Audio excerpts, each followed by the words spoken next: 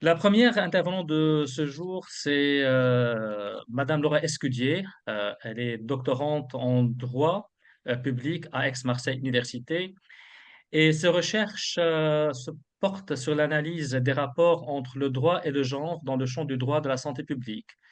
Elle enseigne également le droit public, le droit de la santé à la faculté de droit d'Aix-en-Provence et au sein d'Instituts de formation des professionnels de santé. Le thème de sa présentation va tourner autour des droits de la patiente confrontée aux violences gynécologiques et obstétricales, de la reconnaissance juridique progressive d'un phénomène protéiforme. Un thème un peu, je trouve, particulier parce qu'on n'en parle pas souvent, bien que ces quelques dernières années, il y a une sorte de prise de conscience de cet événement, de cette pratique des violences gynécologiques. Mais je pense que ça mérite que ce soit mis en lumière aujourd'hui avec quelqu'un qui travaille sur ce sujet, afin que nous soyons déjà au courant de ce qui se passe, quelles sont les stratégies qui sont en cours, les statistiques, les chiffres de ce qui se passe actuellement. Madame Escudier, on va essayer enfin, je vous donne déjà la parole. Bienvenue parmi nous et bienvenue aussi aux autres Oui, merci. intervenantes qui sont présentes déjà sur cet écran. J'aurai l'occasion de les présenter une par une juste avant leur présentation. Je vous laisse la parole et je sais pas, je pense que vous auriez besoin de partager votre écran. Non, non, c'est bon, merci. C'est bon, Est-ce que vous m'entendez bien, juste? très bien. Ça a l'air. Alors, attendez, mon ordinateur a bugué. Alors, juste une minute, hein. Oui, oui, pas de souci, pas de souci. Qu'est-ce qu'il me fait?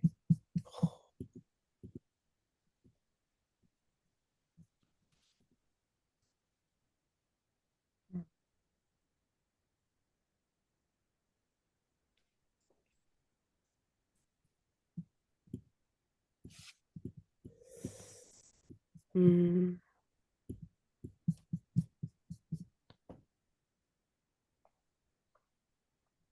En attendant, voilà, je passerai deux informations, que cette journée en général elle va être enregistrée, peut-être à l'exception d'une intervention.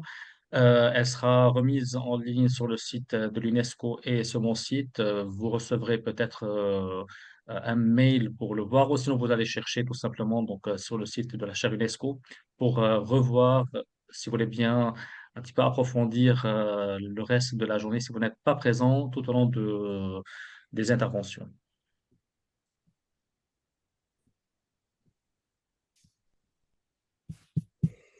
Est-ce que c'est bon, vous m'entendez toujours? Très bien. Oui, parfait. Bon, alors excusez-moi.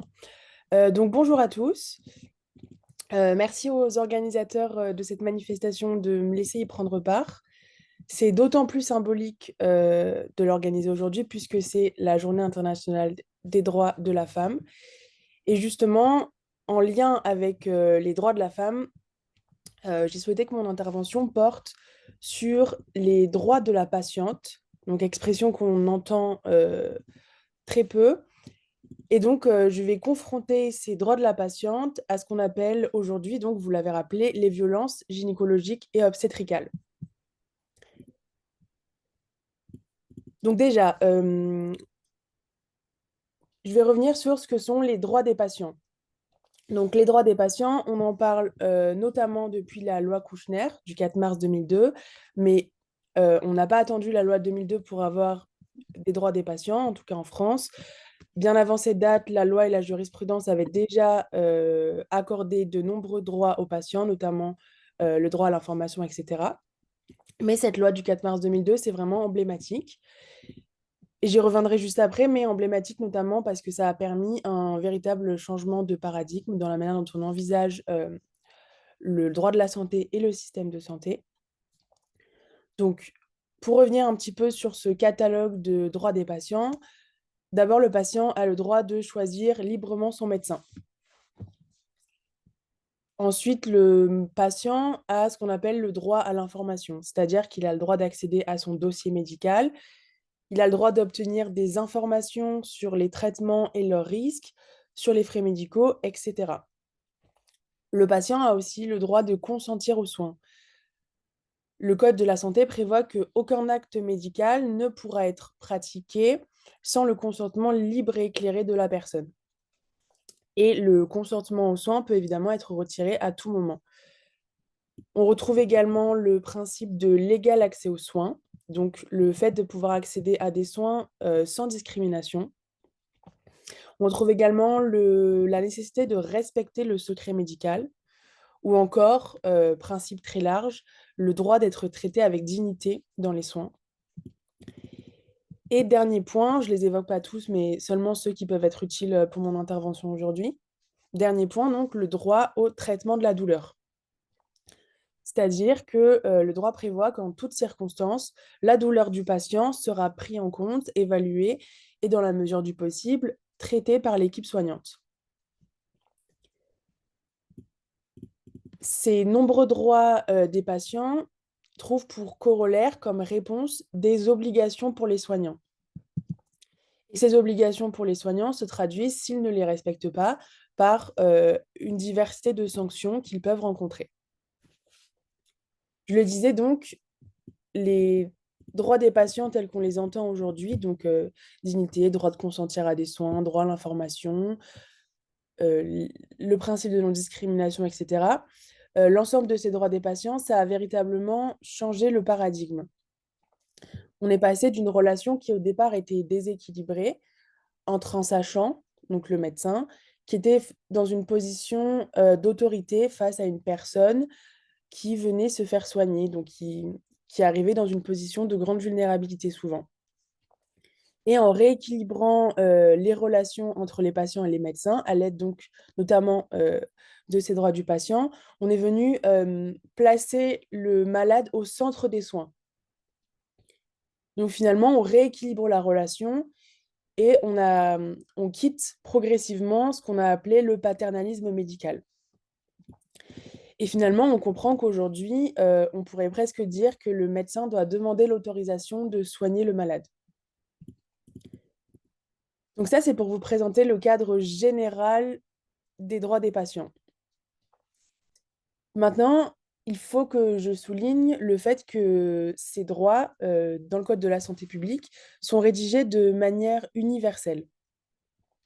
C'est-à-dire qu'ils ne sont pas genrés, ils ne visent pas l'homme ou la femme en particulier, ils visent vraiment la personne malade ou le patient.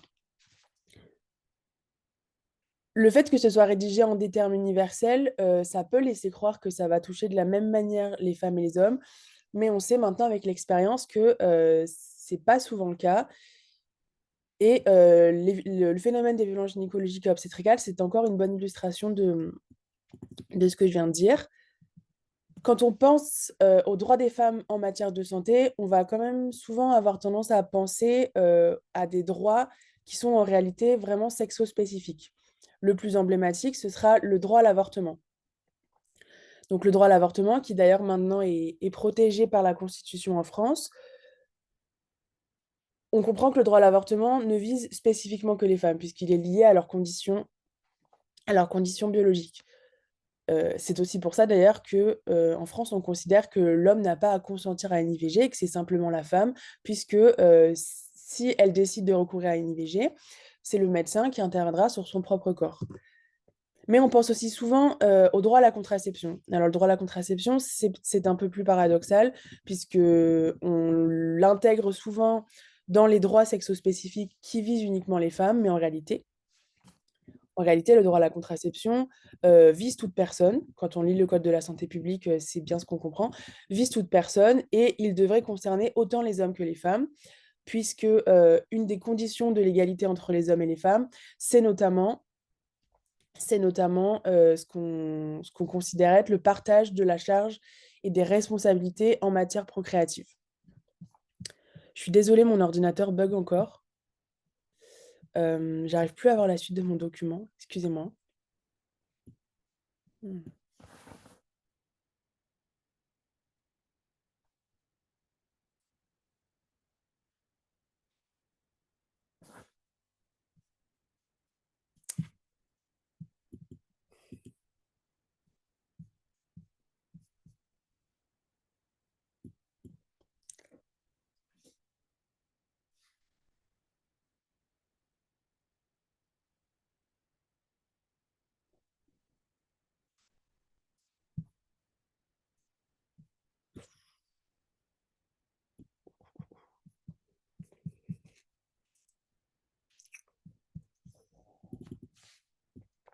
Je sais pas trop comment faire, parce qu'en fait, j'arrive plus du tout à accéder à mes notes.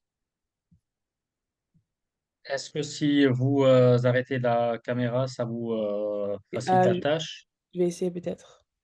Ou sinon, gardez la caméra ouverte, mais minimisez le grand écran de Zoom. Ça, c'est aussi une autre solution. Ah, je vais essayer de faire ça. Merci. Désolée, hein.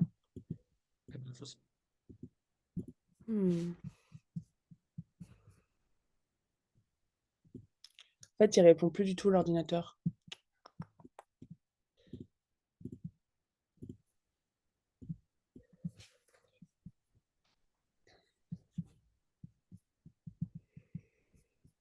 Si vous le redémarrez, on peut prendre une pause de 2 minutes. Ouais, on peut essayer, ça vous dérange pas? Excusez-moi, je suis désolée, je fais au plus vite. Merci beaucoup. Ensuite, on va mettre une pause et on redémarre. Ça marche, merci beaucoup. Oui, bon, je suis de retour. Merci beaucoup et désolée, hein, Pas c'est, de souci. je vais m'en occuper dans l'après-midi.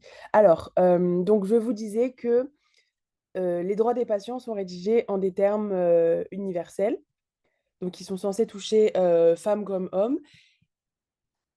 Mais souvent, quand on parle de droits des femmes en matière de santé, on a plutôt tendance à faire référence à des droits qui en fait sont sexo-spécifiques. Donc le droit à l'interruption volontaire de grossesse, le droit à la contraception, et comme je disais, ça ne devrait pas réellement être un droit qui concerne que les femmes. Il y a aussi d'autres droits qui sont en cours de discussion et qui concernent spécifiquement les femmes. C'est par exemple le droit à un congé menstruel lorsqu'on souffre de menstruation incapacitante, d'endométriose, etc. Mais au-delà de ces droits vraiment spécifiques qui concernent les femmes en raison de leur spécialité, de leur spécificité biologique, il existe en fait une égalité entre les droits dont les femmes disposent par rapport aux hommes. C'est-à-dire que tous les droits des patients que j'ai cités préalablement concernent évidemment autant les femmes que les hommes. C'est important de le souligner parce que ça revient sur la problématique qu'on rencontre en France, c'est-à-dire que on est dans une situation où on a une égalité formelle entre les hommes et les femmes, donc que la loi garantit les mêmes droits aux hommes comme aux femmes, et pourtant, on se rend compte qu'on rencontre des problèmes d'égalité réelle, c'est-à-dire que dans la mise en œuvre de ces droits, les femmes ou parfois les hommes vont être exposés à ce qu'on considère être des inégalités.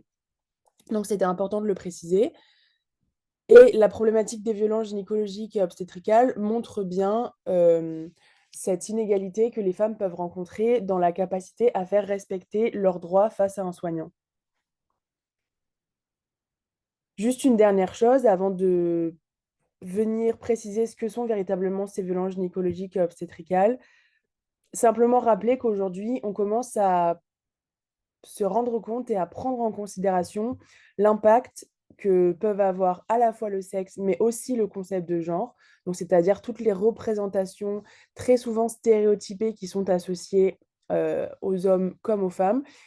Et on arrive à considérer que ces deux paramètres, donc le sexe et le genre, vont influencer la manière dont les individus ont recours à la santé, mais aussi la manière dont ils sont soignés. On sait par exemple que certains stéréotypes de genre, comme par exemple le fait de croire que les femmes sont plus douillettes que les hommes, amène en fait à méconsidérer leur douleur. Et des chercheurs américains ont justement montré avec une grande certitude que de manière générale, la douleur des femmes est souvent très largement minimisée par rapport à celle des hommes. Mais ce n'est qu'un exemple, il y en a plein d'autres et qui touchent aussi parfois les hommes, comme le fait que les hommes sont sous-diagnostiqués par rapport à la dépression, etc. Si on en revient maintenant aux violences gynécologiques et obstétricales. Alors, on a deux gros rapports qui sont accessibles en ligne. Le premier, c'est celui du Haut Conseil à l'égalité entre les hommes et les femmes. Le second, c'est celui d'un groupe Mission Justice donc, qui a été mené par une dizaine d'universitaires et qui donc ont fait un état des lieux de ce que sont les violences gynécologiques et obstétricales et comment on les appréhende en droit. Moi, j'ai choisi de reprendre la définition qu'a donnée le Haut Conseil à l'égalité entre les hommes et les femmes à ce type de violence spécifique. Donc, il considère que les violences gynécologiques et obstétricales sont les actes sexistes que les patientes vont rencontrer durant le suivi gynécologique et obstétrical. Donc ça peut être des gestes, des propos, des pratiques, des comportements qui sont exercés ou qui sont omis d'exercer par un ou plusieurs membres du personnel soignant, donc sur une patiente à l'occasion de son suivi gynécologique ou obstétrical. Ils sont faits par des soignants, donc ça peut être de toute spécialité. Le plus souvent, évidemment, c'est gynécologue, médecin généraliste, ça peut être des sages-femmes aussi, toutes les personnes en fait que les patients vont pouvoir rencontrer dans le cadre de leur suivi gynécologique et obstétrical, mais c'est peut-être aussi les infirmiers, etc. Et donc, ce qu'il faut noter, c'est que cette forme de violence, elle prend vraiment une diversité de réalités et on peut retrouver par exemple des choses qui sont des plus anodines, mais je reviendrai tout à l'heure sur des exemples, à des choses qui sont plus graves. Donc c'est ça la difficulté aussi d'appréhender le phénomène, c'est que c'est très vaste. Et dernier point, surtout si peut-être qu'il y a des soignants qui sont connectés sur le Zoom, euh, dans une partie de ces violences-là, les soignants n'ont pas l'intention d'être maltraitants. Et c'est aussi un point à souligner. Et j'y reviendrai après, mais parfois la maltraitance, elle peut simplement venir des carences du système hospitalier. Mais bien sûr, il ne faut pas nier que parfois le soignant a l'intention d'être maltraitant, mais il faut espérer que ce ne soit pas la majorité des cas. Donc, juste avant de revenir sur des exemples concrets pour bien appréhender ce qu'est une violence gynécologique et obstétricale, juste rappeler sur l'apparition du phénomène en France. Donc, c'est la juriste Marie-Hélène Lahaye qui, en 2013, a publié son blog, donc, qui s'appelle Marie accouche-toi là, sur lequel elle a eu l'occasion de donner une première grande visibilité au concept de violence obstétricale. Donc, première grande visibilité médiatique du concept. Ensuite, dès 2014, il y a eu une sorte de MeToo dans le domaine de la gynécologie. Donc, de la même manière que les femmes ont pu dénoncer de nombreuses violences face au mouvement MeToo, là, on a eu une dénonciation qui a concerné spécifiquement le domaine de la gynécologie et de l'obstétrique. On a eu de nombreux hashtags, que ce soit le hashtag Paye ton utérus, qui d'ailleurs a rassemblé plus de 7000 témoignages en moins de 24 heures. Donc, c'est dire le nombre de femmes qui ont été victimes de violences gynécologiques et obstétricales. On a aussi eu le hashtag Paye ton gynéco, le hashtag Paye ton accouchement, le hashtag violence obstétricale, etc. Donc, ce sont des milliers de femmes en fait qui ont témoigné sur les réseaux sociaux, sur des blogs, dans les médias, etc., des violences gynécologiques et obstétricales qu'elles avaient pu rencontrer. Un premier scandale est aussi apparu dans l'année 2014. C'est une sage-femme qui, sur son blog, a dénoncé la pratique de ce qu'on a appelé le point du mari. Le point du mari, c'est donc après une épisiotomie à la suite d'un accouchement, un, un médecin ou une sage-femme qui vont recoudre le périnée de la patiente en ajoutant un point supplémentaire pour faire la cicatrice. Et ce point supplémentaire est censé théoriquement, parce qu'en plus ça sert strictement à rien, est censé théoriquement resserrer l'entrée du vagin pour permettre à la femme, lorsqu'elle aura des rapports avec son partenaire, euh, pour permettre en fait de maximiser le plaisir sexuel du partenaire. Cette pratique, lorsqu'elle a été dénoncée par la sage-femme, elle a fait scandale et elle a fait d'autant plus scandale que le président du syndicat national des gynécologues obstétriciens de France a dit que ça n'existait pas. Alors que c'est une pratique qui a été dénoncée ensuite par plusieurs professionnels de santé et des femmes qui ont pu dire l'avoir directement vécu elles aussi.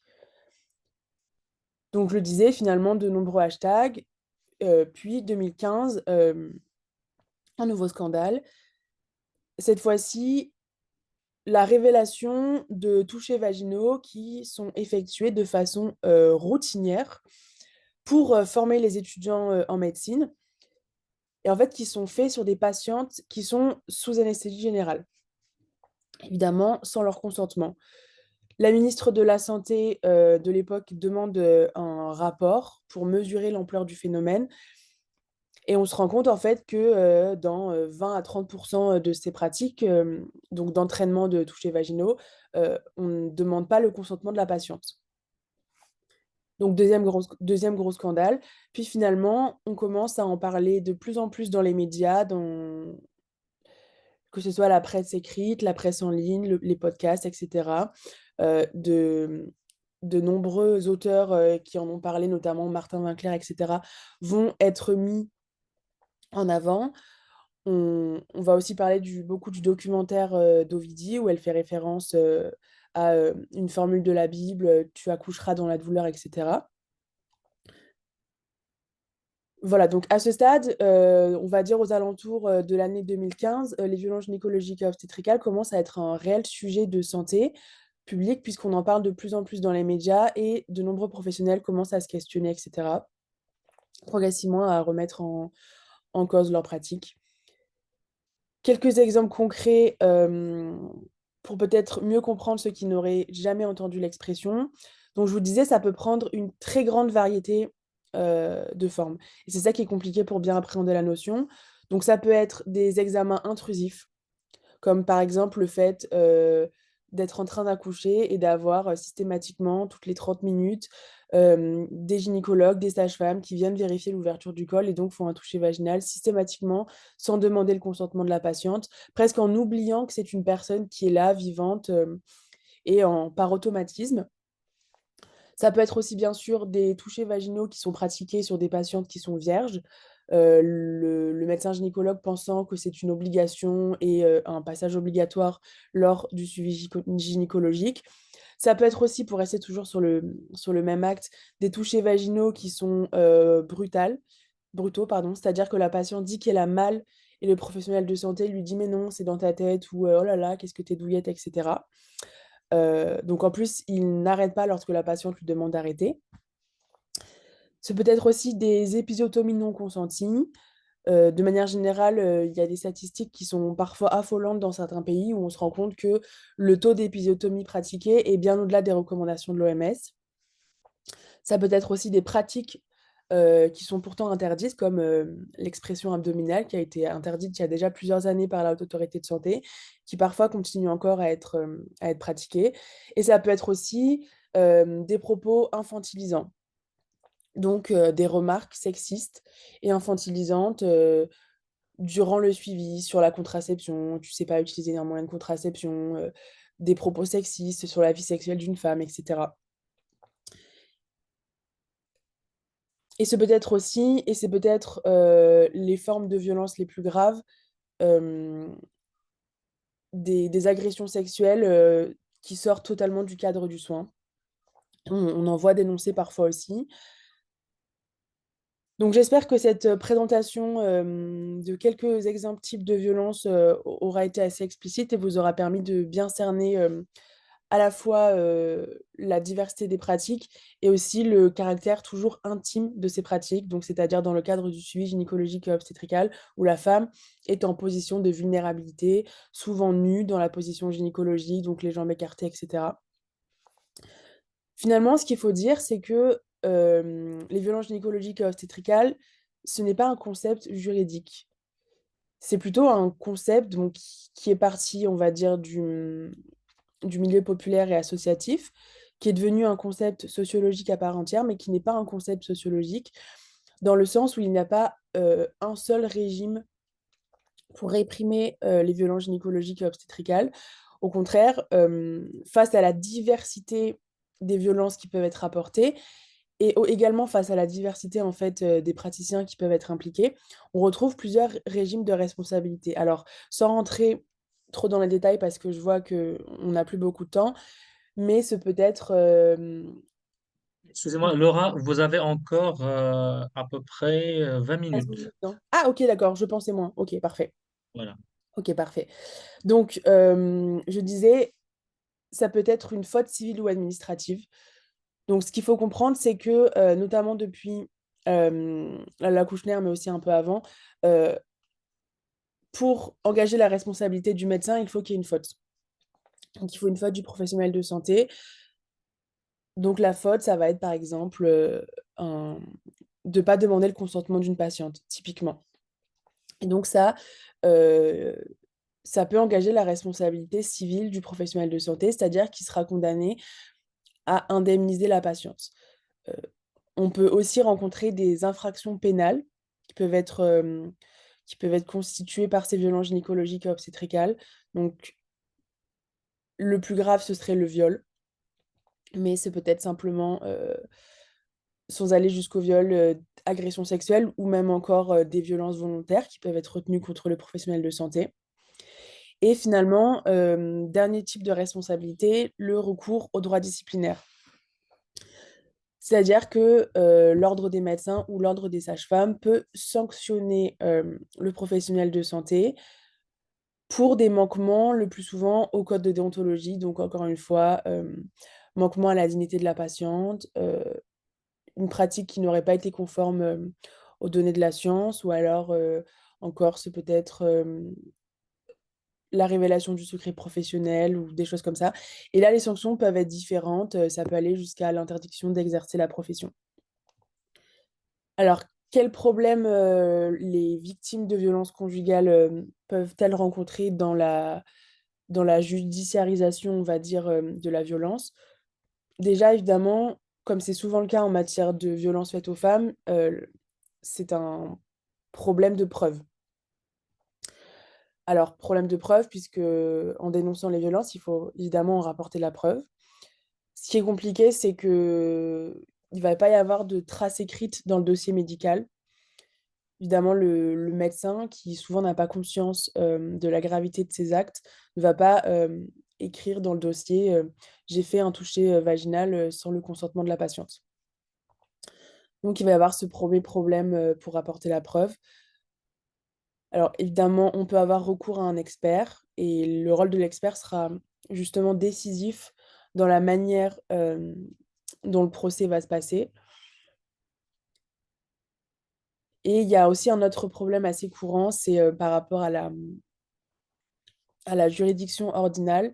C'est qu'une fois que la patiente, a porté plainte devant le conseil de l'ordre, ça ne va pas systématiquement au contentieux et l'ordre va souvent d'abord, enfin c'est même une obligation en fait, va essayer de faire une conciliation amiable entre donc la patiente et le professionnel qui est mis en cause. Sauf que le problème, c'est qu'on sait que les conciliations amiables doivent être écartées, lorsqu'il y a des violences entre la victime et la personne qui est mise en cause. Donc, finalement, à mon sens, il n'y a pas besoin de faire des violences gynécologiques et obstétricales, un concept juridique avec un régime qui serait propre, autonome et cetera. Je pense au contraire qu'on a déjà tous les outils disponibles, dans le droit, puisque comme je vous le disais, on peut engager la responsabilité des professionnels de santé, lorsqu'ils commettent des fautes. On peut engager leur responsabilité pénale lorsqu'ils sont coupables d'infractions.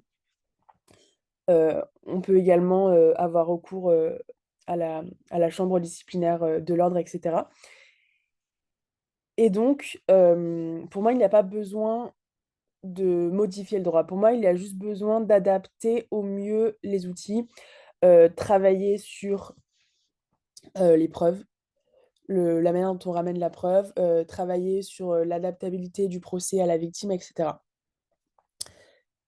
Bien sûr, former les professionnels qui vont avoir à juger de ces pratiques, les magistrats, les professionnels qui travaillent dans les ordres et cetera.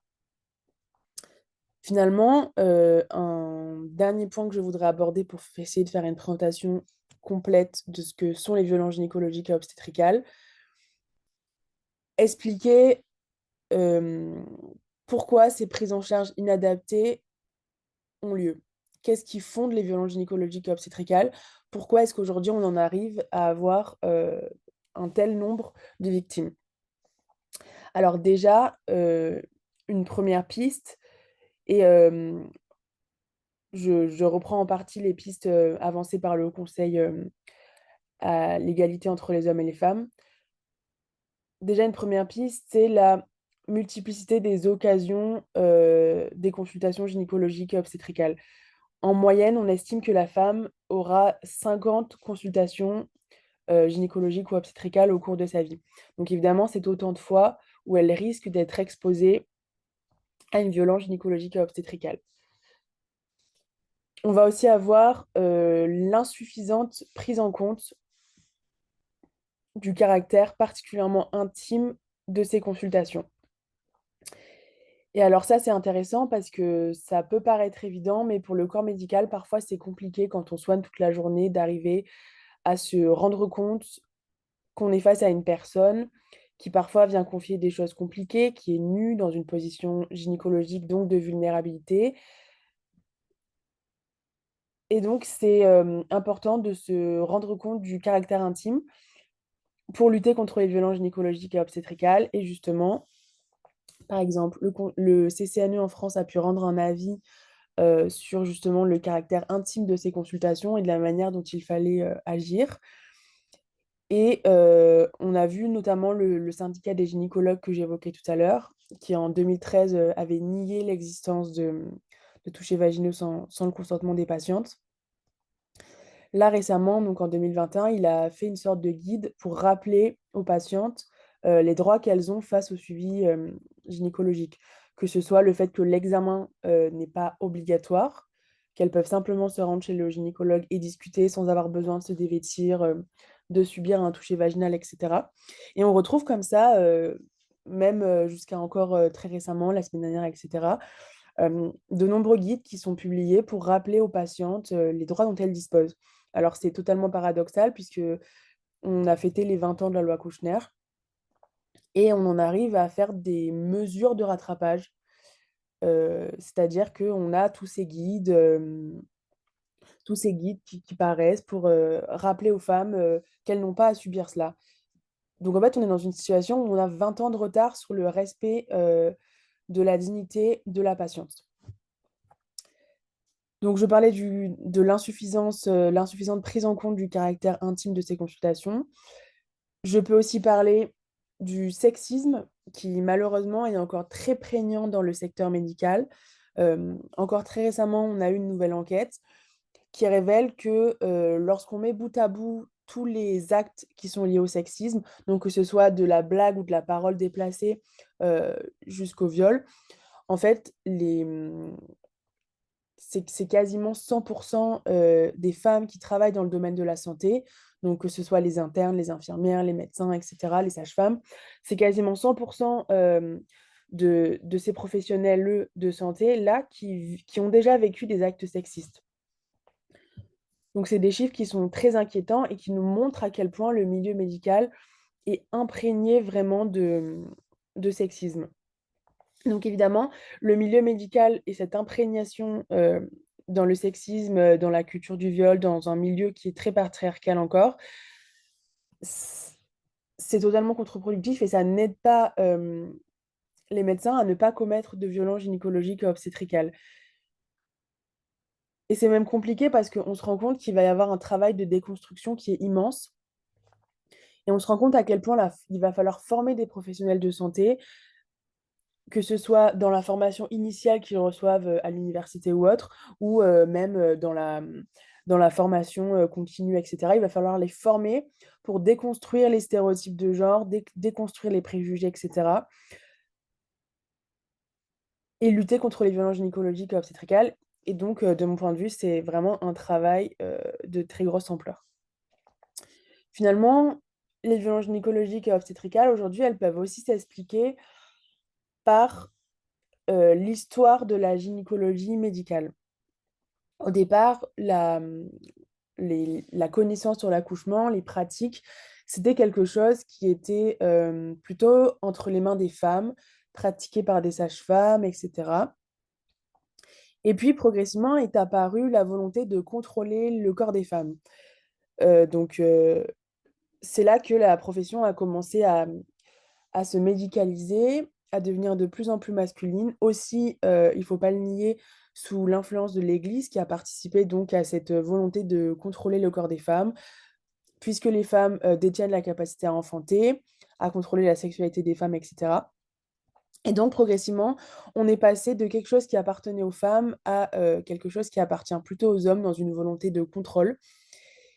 Et c'est ajouté à cela plus tard la nécessité de médicaliser le suivi obstétrical. Alors, on sait que la médicalisation du suivi obstétrical, ça a épargné beaucoup de femmes de la mort. Ça permet aussi de sauver beaucoup d'enfants chaque année. Le souci, c'est qu'on en arrive aujourd'hui à une médicalisation qui est excessive et qui n'est plus proportionnée face aux risques encourus. En témoigne notamment la pratique trop systématique des césariennes ou la pratique trop systématique des épisiotomies, qui, bon, même si parfois elles sont demandées par la patiente, ça reste quand même minoritaire. Et dans la majorité des cas, c'est pour éviter un risque, un risque prétendu ou même simplement pour accélérer le travail, que l'accouchement se déroule plus vite, etc.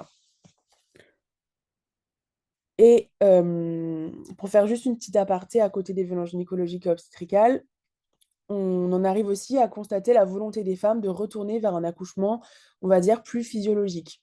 Que ce soit des femmes qui ne veulent plus accoucher dans la position gynécologique, à des femmes qui veulent accoucher chez elles. Et d'ailleurs, souvent, ce qui ressort dans la volonté des patients d'accoucher à la maison, c'est justement la volonté de se prémunir contre les violences gynécologiques et obstétricales. Elles imaginent que en ne se rendant pas à l'hôpital, elles n'y seront pas exposées. Et bien sûr, elles ont raison, mais c'est totalement problématique, cette peur que les femmes sont en train de développer du milieu hospitalier. Et autre point problématique, c'est que en France, nous n'avons pas encore les moyens de permettre à toutes les femmes qui le souhaitent d'accoucher dans des conditions plus respectueuses. Bien sûr, on a le développement de maisons de naissance qui sont accolées aux maternités, donc qui sont un bon compromis entre un accouchement plus physiologique et un accouchement quand même médicalisé et sous surveillance puisque très proche de l'hôpital. Mais on a encore trop peu de place et certaines patientes ne peuvent pas en bénéficier. Et puis finalement, pour parler de l'accouchement à domicile, très peu de professionnels acceptent de le pratiquer. Il y a des problèmes d'assurance, les ordres sont assez dissuasifs sur la pratique, etc. Donc on a encore tout un travail à faire sur le respect de la volonté des femmes qui accouchent. Dernier point, les violences gynécologiques et obstétricales peuvent survenir par le manque de moyens humains et financiers qui est alloué au secteur de la santé. C'est important de le souligner et ça peut justifier le fait que les soignants n'ont pas forcément l'intention d'être maltraitants. Et parfois, ils le sont malgré eux. Alors, soit parce qu'ils n'ont pas remis en question certaines pratiques qu'on leur a enseignées, soit simplement parce qu'ils n'ont pas le temps. On a eu il y a quelques années un mouvement de sages-femmes qui déploraient le fait d'être maltraitantes malgré elles, simplement parce qu'elles n'avaient pas l'occasion de s'occuper convenablement d'une patiente, parce qu'elles se retrouvaient à une ou deux à gérer tout un service sans aide d'un médecin, etc.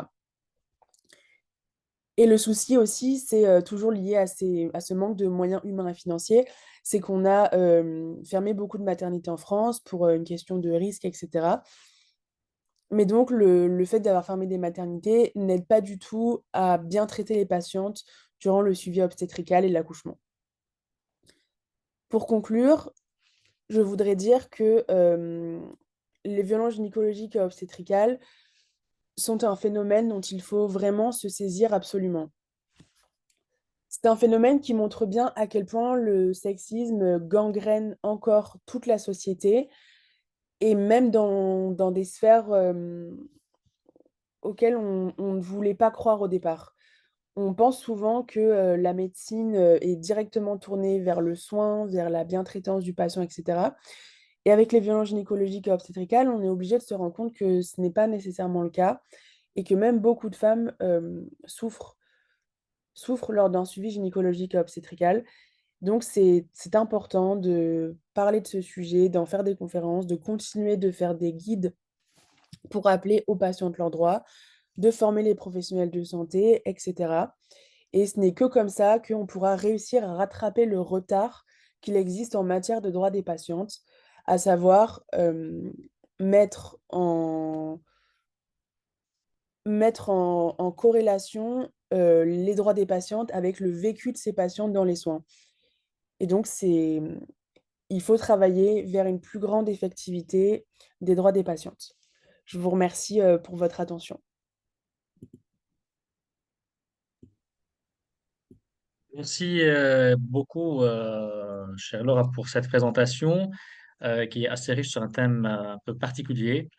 Je rappelle ceux qui participent à cette journée que vous pouvez poser vos questions dans la case qui se trouve dans votre menu Q et R, questions et réponses. Et d'ailleurs, j'en ai une, c'est une participante qui a posé plusieurs questions que je vous les repasse. La première question, est-ce qu'il y aurait des références statistiques sur les taux de ce genre de violence et quels seraient le ou les gestes violents les plus fréquents? Alors oui, il commence à y avoir des enquêtes. Le problème, c'est qu'il n'y a pas eu d'enquête nationale pour vraiment savoir très précisément combien de femmes sont touchées. Pour l'instant, c'est plutôt des enquêtes isolées, etc. Donc il faut espérer que le gouvernement fera une enquête de grande ampleur dans les prochaines années. Et pour les gestes violents les plus fréquents, pareil, je ne peux pas vraiment vous répondre avec précision. Je peux juste vous dire voilà, ce que j'ai dit dans ma présentation, c'est-à-dire que, il y a une grande variété d'actes, qu'on dénombre encore trop d'épisiotomies, trop de césariennes non nécessaires. Et voilà. Et ce qui est aussi compliqué, c'est que le concept de violence, c'est relatif et c'est propre à chacun. Si on est d'accord sur ce qui est violent en société, mais parfois les patients ne se rendent pas nécessairement compte que c'est violent. Et, et ça peut être vraiment d'une simple remarque sexiste à vraiment un viol, etc. Sur le même sujet des statistiques, c'est moi qui pose la question. Même au niveau régional, par exemple, ou au départemental, il n'y a pas de statistiques à ce sujet qu'on peut Bah, trouver. à ma connaissance, c'est juste des enquêtes. C'est juste des enquêtes. Il y a pas de données étatiques, quoi, on va dire. Ok, donc on compte seulement sur les plaintes qui sont déposées à ce propos pour dire qu'il y a telle ou telle violence. Non, bon, on sonde les victimes, en fait. On fait des sondages et les femmes répondent si elles ont déjà vécu des violences ou pas. Ok, merci bien. Une autre question de la personne en fait, de tout à l'heure. Quelles seraient les mesures préventives à prendre, entre autres les campagnes de sensibilisation, éducation des jeunes filles et des femmes sur ces violences, à part les guides publiés car la nouvelle génération ne lit malheureusement plus?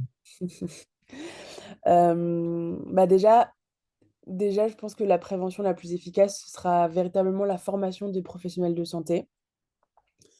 Les former au respect des soins intimes, ajouter des modules dans leur formation pour vraiment développer on va dire presque des compétences sociales dans la manière dont on accueille un patient, dans la manière dont on recueille son consentement, etc. Et qu'ils soient plus seulement formés à des actes techniques. Mais je sais déjà que c'est en train de changer et que notamment la nouvelle génération de gynécologues et de sages-femmes sont bien plus au fait de cette problématique que le sont, on va dire, les sages-femmes et les gynécologues plus expérimentés, plus âgés. Donc ça, c'est du volet des professionnels de santé.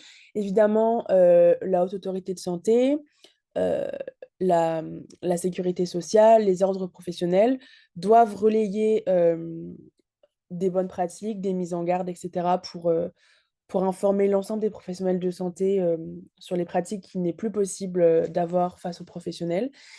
Et alors, au niveau des jeunes filles, hum, bah, évidemment des guides, mais je pense que le plus efficace, finalement, ce serait l'éducation sexuelle à l'école. Donc, pour l'instant, en France, on a une vieille loi de 2001, si je ne dis pas de bêtises, sur l'éducation sexuelle à l'école, mais elle n'est pas du tout appliquée. Donc, ça pourrait changer là d'ici les prochains mois, puisque le gouvernement a repris les discussions sur un programme d'éducation sexuelle.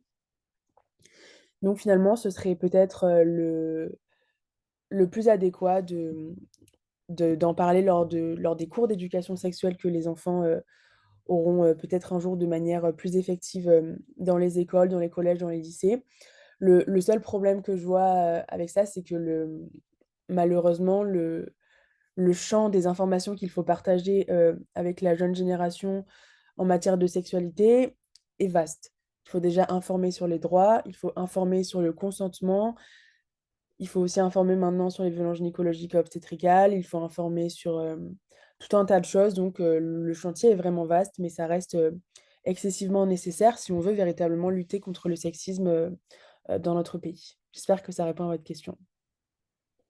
Oui, merci bien.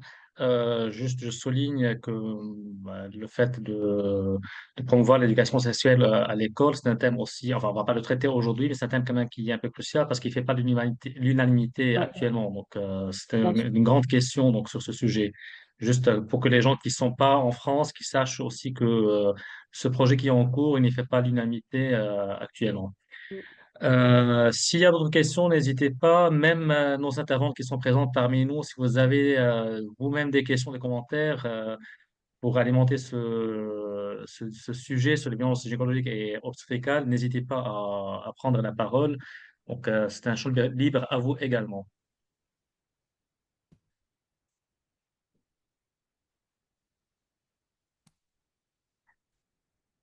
Alors, s'il n'y a pas de questions, je poserai une question. Je pense que c'est votre travail de thèse à ce sujet ou je me trompe? Non, enfin, oui, ça fait partie de mon travail de thèse, mais moi, je travaille plus largement sur donc, je travaille en droit de la santé publique et je travaille plus largement sur les rapports entre le concept de genre et le droit. Et par le concept de genre, j'entends tout ce qui est stéréotype de genre et les codes et les rapports sociaux que peuvent entretenir les hommes et les femmes et qui sont très largement influencés par la société. Par exemple, le fait d'assigner systématiquement la maternité et la parentalité à la femme, alors que l'homme est tout autant responsable en fait que la femme de la survenue d'une grossesse.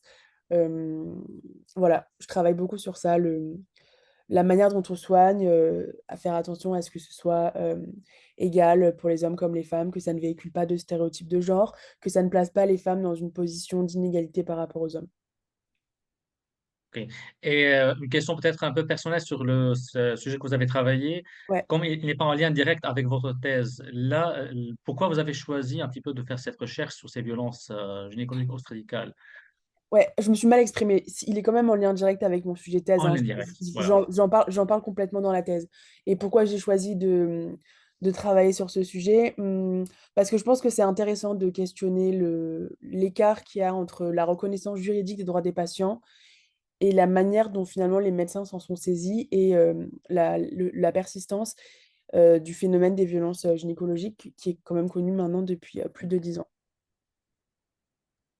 Bien, merci. Il y a une question qui vient d'être posée. C'est par une intervenante. Est-ce considérez-vous la maternité comme un stéréotype? La maternité en tant que telle, non, n'est pas un stéréotype de genre. La maternité, c'est une réalité, c'est souvent vécu par les femmes. Aujourd'hui, on constate que la maternité, enfin dans le cas des phénomènes de transition de genre, par exemple, un homme trans peut souhaiter garder ses capacités reproductives et peut souhaiter procréer. Ça reste encore quelques cas minoritaires. Donc la maternité est, on va dire, plutôt quelque chose qui touche au corps de la femme, ou en tout cas qui utilise les capacités reproductives, on va dire, peut-être de la femelle. Donc ça peut concerner autant les hommes trans que les femmes cisgenres. Maintenant, ce qui est un stéréotype de genre, c'est la manière dont on envisage la maternité. Par exemple, le fait de ne pas de ne pas demander le consentement à une femme dans tous les actes qui entourent la maternité, ça fait partie d'un stéréotype de genre, puisqu'on considère en fait euh, que la femme, soit elle est complètement éparpillée, elle est complètement vrac parce qu'elle accouche, donc on n'a pas besoin de lui demander ce qu'elle en pense, soit parce que c'est comme ça, elle est là, bon bah voilà, elle est là, on la couche, etc. Et ce qui peut être un stéréotype de genre aussi, c'est toutes les représentations qu'on en a autour. Par exemple, le congé maternité.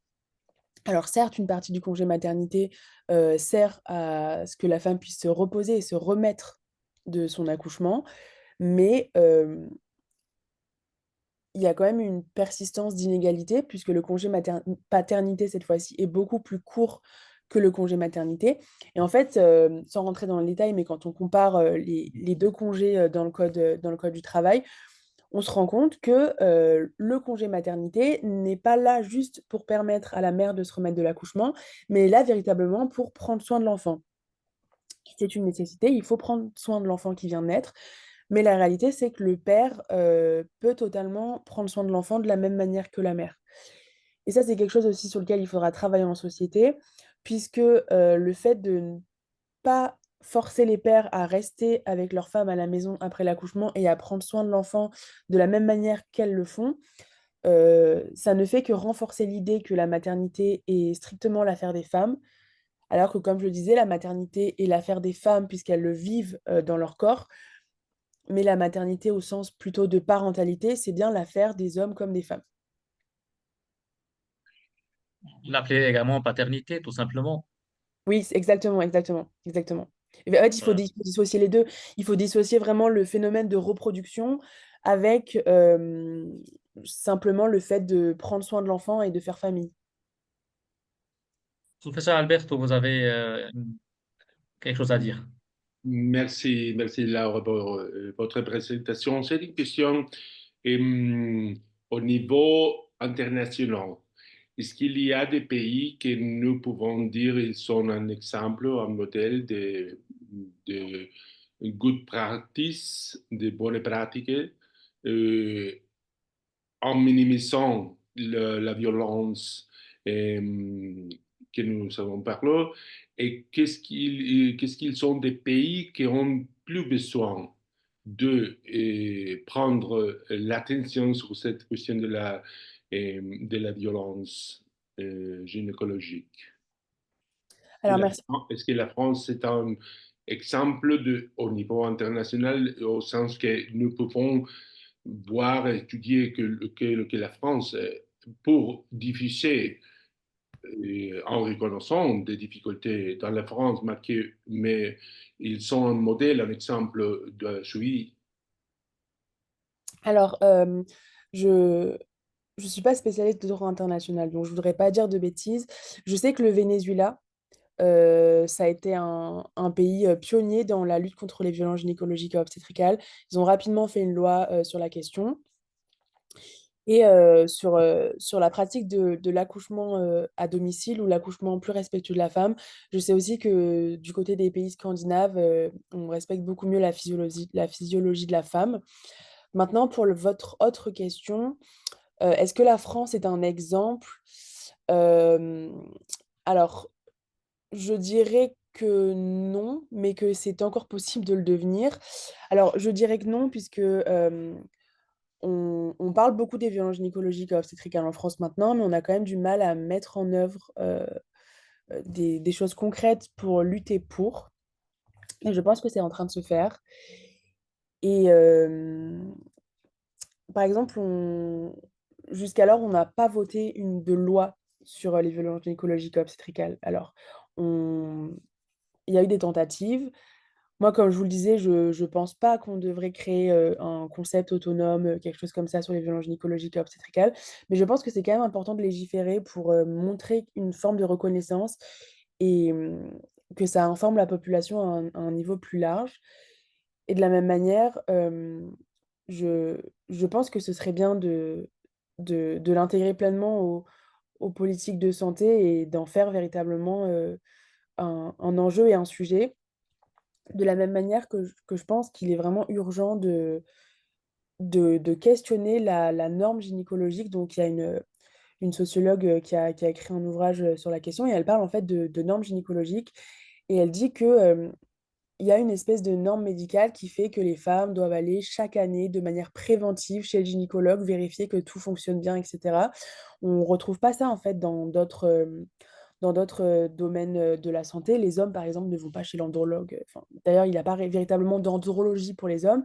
Les hommes ne vont pas chez l'urologue chaque année à titre de prévention, etc. Donc, je pense qu'il faudrait vraiment questionner, est-il vraiment nécessaire pour les femmes de se rendre chez le gynécologue chaque année, alors même que parfois elles n'ont pas de symptômes, etc.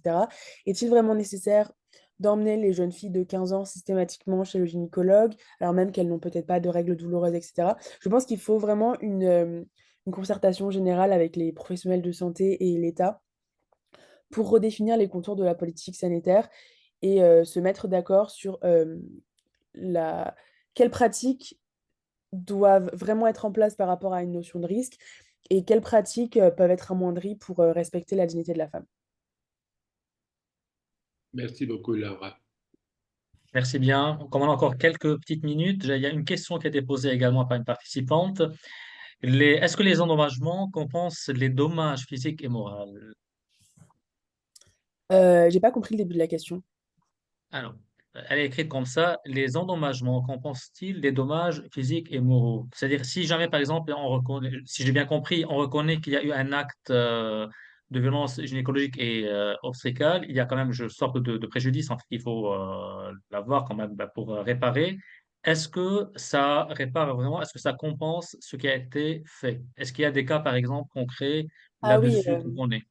ah oui, enfin, Dania, vous voulez parler des sommes allouées par le juge, Oui, si je comprends bien.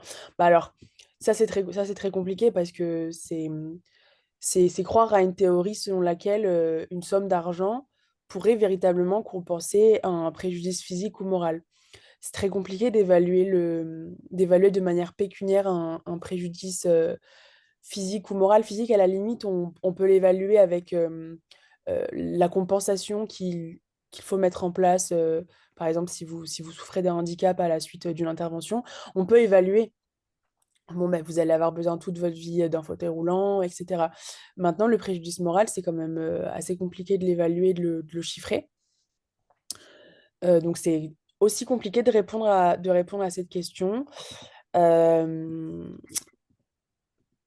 je dirais qu'en tout cas, il y a une forme de reconnaissance par le juge et lorsque la patiente est capable de rapporter la preuve, ou enfin, selon les cas, hein, des fois, c'est pas à la patiente de rapporter la preuve, mais je dirais que voilà, il y a quand même de nombreux exemples dans la jurisprudence de reconnaissance par le juge des violences gynécologiques et obstétricales, de condamnation du médecin, etc. Donc je pense qu'il y a une forme de reconnaissance de la victime. Après, est-ce que vraiment ça vient compenser ce qu'elle a vécu? Ça, c'est compliqué de le dire. tout à fait. Merci bien beaucoup, Laura, pour cette présentation sur ce Avec sujet plaisir. très, très intéressant. Et merci d'avoir accepté d'être parmi nous également Avec aujourd'hui avec plaisir, tout ce que vous merci. avez comme engagement. C'est très gentil de votre part. On va